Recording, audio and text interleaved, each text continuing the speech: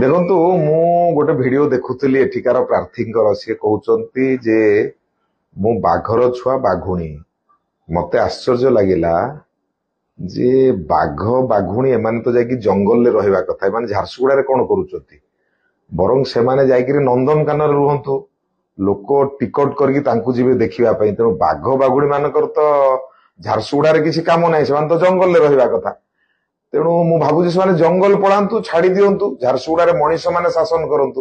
ବାଘ ବାଘୁଣୀ ଶାସନ ଆବଶ୍ୟକତା ଏଠି ନାହିଁ।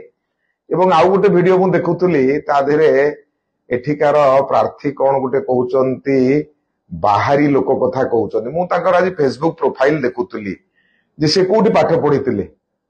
ତାଙ୍କ ଫେସବୁକ ପ୍ରୋଫାଇଲରେ ଲେଖା ହେଇଛି ଯେ ସେ ଡିଏଭି ସ୍କୁଲ ସମ୍ବଲପୁରରେ ପାଠ ପଢିଥିଲେ।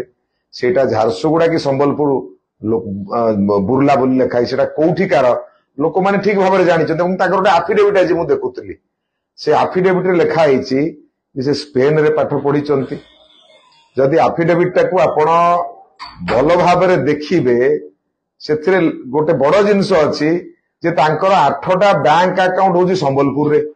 ଯଦି ତାଙ୍କର ଘର ଝାରସୁଗୁଡାରେ ଥିଲା, ତାହେଲେ ସମ୍ବଲପୁରରେ ବ୍ୟାଙ୍କ ଆକାଉଣ୍ଟ 8ଟା କାହିଁ ସେ ଖୋଲିଲେ?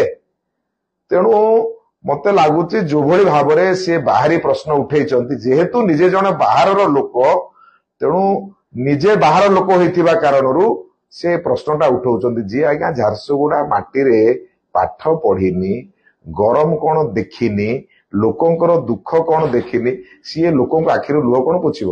ମୁଁ ଆଫିଡେଭିଟ ଦେଖୁଥିଲି 100 ନା ଉର୍ଦ୍ଧ୍ୱ ଟ୍ରକ ତାଙ୍କର କୋଉଠୁ ଆସିଲା ଏସବୁ ବିଷୟ? ଏ ସବୁ ତର୍ଜମାର ବିଷୟ, ଆଲୋଚନାର ବିଷୟ। ତେଣୁ ବିଲକୁଲ ଗରିବ ଲୋକଙ୍କ ସେବା ଜଣେ ଗରିବ କରିପାରିବ।